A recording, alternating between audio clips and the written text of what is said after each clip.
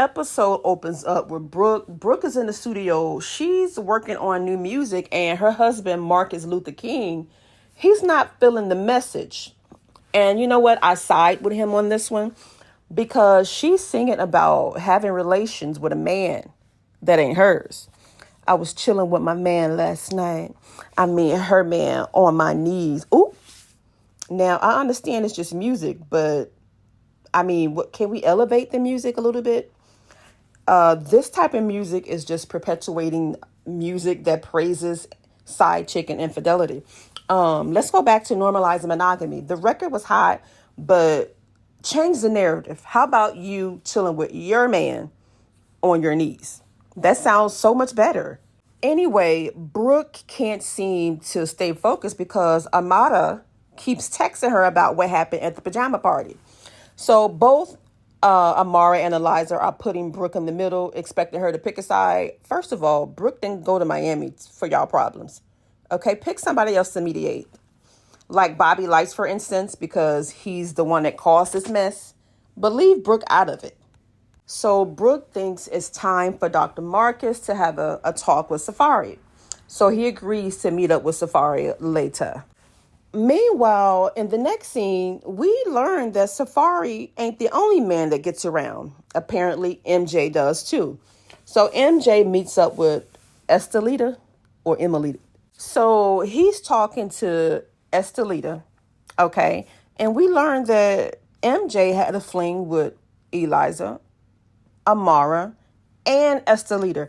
They are really playing musical chairs with these women, and it's not cute. Meanwhile, Estelita is spilling all Shay's tea.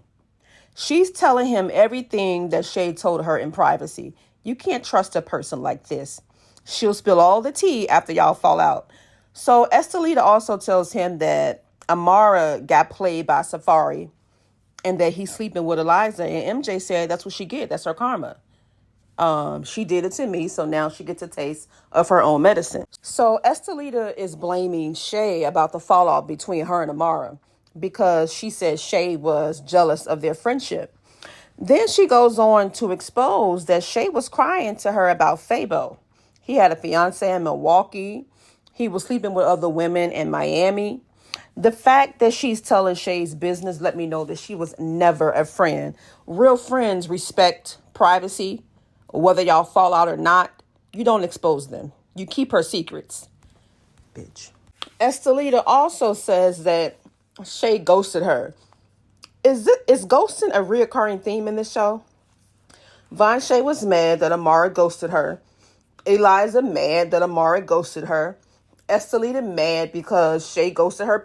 These people have lives. They have other responsibilities. They have family. Get over it.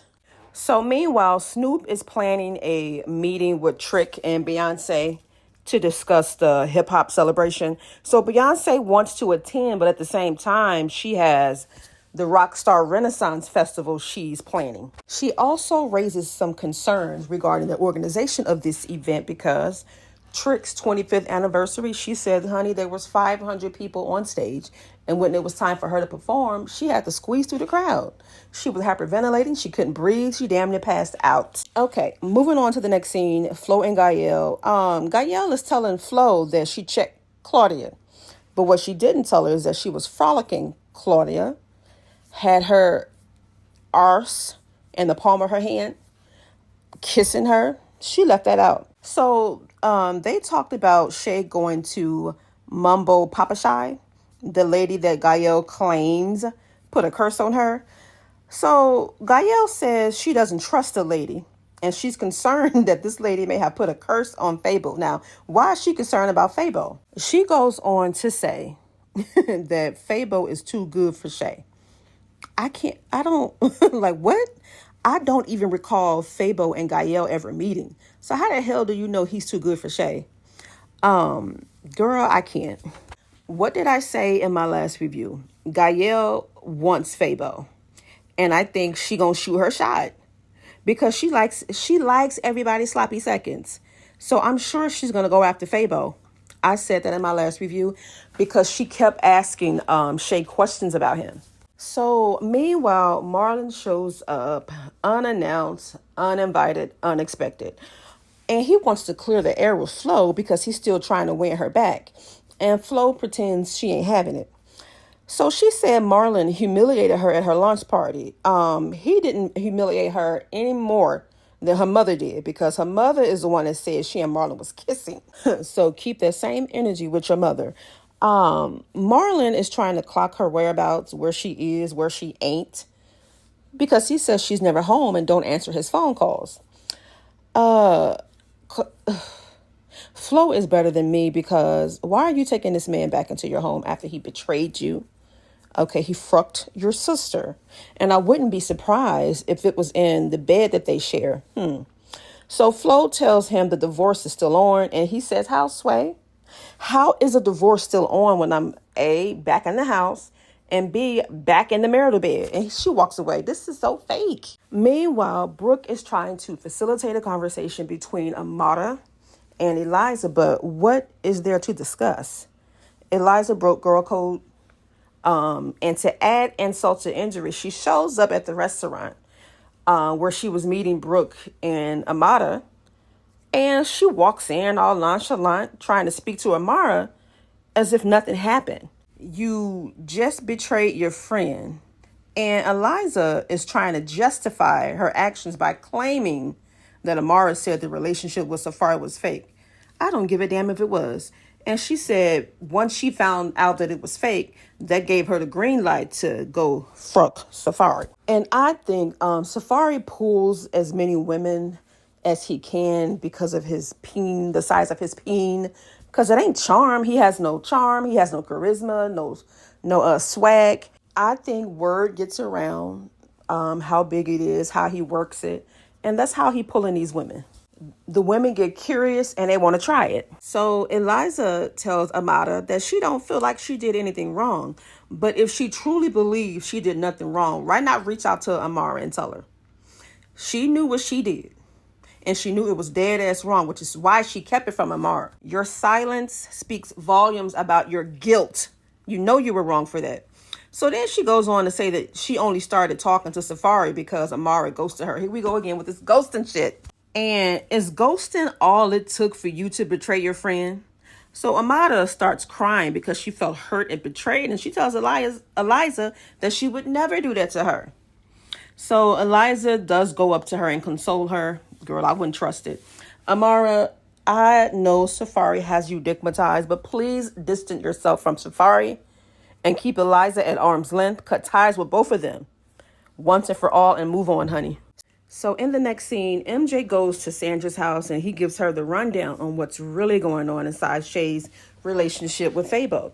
So Shay walks in and MJ wastes no time. He tells her the things that Estelita told him, and Shay says she don't want to hear it. She says she fell out with Estelita because she wasn't the person she thought she was, and she says she don't trust that bitch. So I'm thinking to myself, this girl did something sinister. But Shay said the reason they fell out is because she invited Estelita to her daughter's birthday party and she didn't show up. Okay, at this point, we need more context. Did she have an excuse? Did she have an emergency? Why didn't she make it? I mean, because they be ready to throw friends away over minor stuff. So Sandra chimes in and she wants Shay to promise that Fabo is a thing of the past because she really doesn't want her daughter with Fabo. And you know what? I really wish Sandra would allow her daughter, her adult daughter, to make her own decisions. Because, like I said, the more she shows her disapproval of Fabo, the more Shay is going to cling harder to him. She's not going anywhere. And as a mother, I know it's hard for us to see our children in relationships or friendships that we don't approve of. We cannot force them to do anything they don't want to do. Okay? Unless they're under your roof. Now, if you're under my roof, I don't care. I don't give a damn how old you are. If you under my roof, I make the decisions. And when my son moved back in, I made it clear. You're 22. I know that. The only adult in this house is me. You don't make your own decisions until you get your own place. So when Sandra tells Shay that she hopes Fabo is a thing of the past, Shay reminds her mother again of the decision she made to get back with her dad, who was also cheating. So, Sandra, be ready for that one because Shay is going to always use that against you. Sandra, I know you love your daughter, but stay out of her relationship. She made it clear to everybody. She ain't going nowhere. And talking to Shay about this is like beating a dead horse. And at this point, Sandra, you must be exhausted. Because as parents, we get tired of telling our kids the same thing over and over. It's not like you're giving up on her. You're just going to allow her to make her own decisions. It's draining to repeat the same advice over and over. We have to recognize when it's time to let go. And Sandra, honey, it's that time. Just let her go. When she's ready to leave Fabo, she will leave Fabo. Not on your time, but on her time. So, meanwhile, Shay is trying to shift the focus off her and put it on her brother, Emjay. She tells Sandra that Emjay is sleeping with prostitutes and whores. Now, she's saying this in the presence of her little girl. And this ain't the conversation to have around a child. I know she's just 2, but they absorb everything like sponges. So don't be surprised if she go to preschool and she's calling her classmates whores and prostitutes. So Eliza meets up with Safaree and she says that she's upset that Safaree told her there was nothing going on between him and Amara. Well, at that time, there wasn't. They had broke up. So she's still trying to justify what she did. And then she's trying to place the blame on Safaree. Bottom line, girl, you snaked your friend. She gonna say Safaree lured her into a sexual relationship. Girl, that was your choice. So she's trying to find any excuse she can to avoid accountability. So now she's playing the victim. She turns on her tattooed tears and fake cry. And she tells Safaree she thought he was different. Girl, where and when? You thought he was different from when he was married to Erica? You thought he was different from how he treated Amara? Girl, what are you talking about? With Safaree, what you see is what you get. And I'm confused as to why she's mad at Safaree in the first place. Safaree told you the truth. At that time, he was not messing with Amara. They had broke up. So what are you doing? So Eliza walks off. She tells Safaree she is done with him. Lose her number. Karma is going to come back to bite him. Girl, Safaree's going to have you replaced tomorrow. Either with Gael or Estelita. Because he's the pass around on this show. He get passed around to all the women. Who's next? Who's next? So Fabo is back living in Shay's house. And in her confessional, she says she don't care what the blogs say.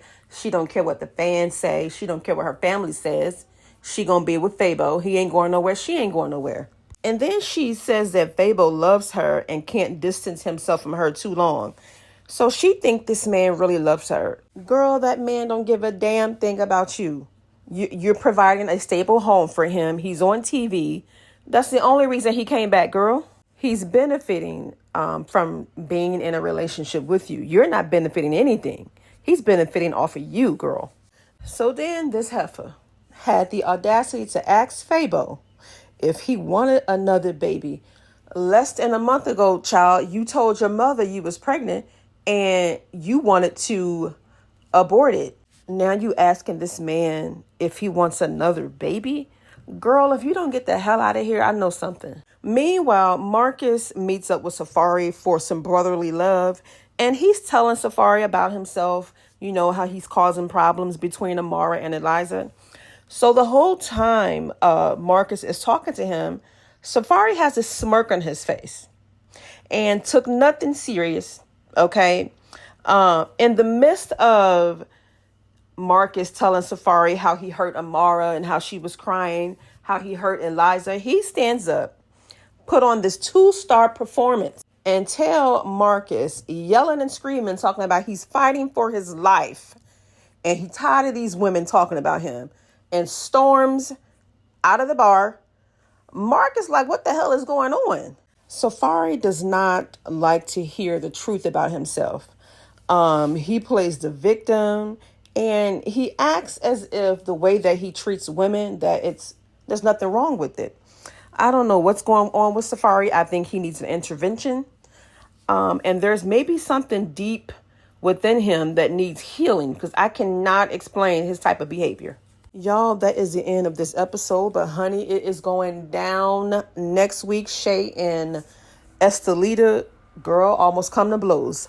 So make sure y'all tune in. That is it for this video. Like, comment, subscribe. Bye.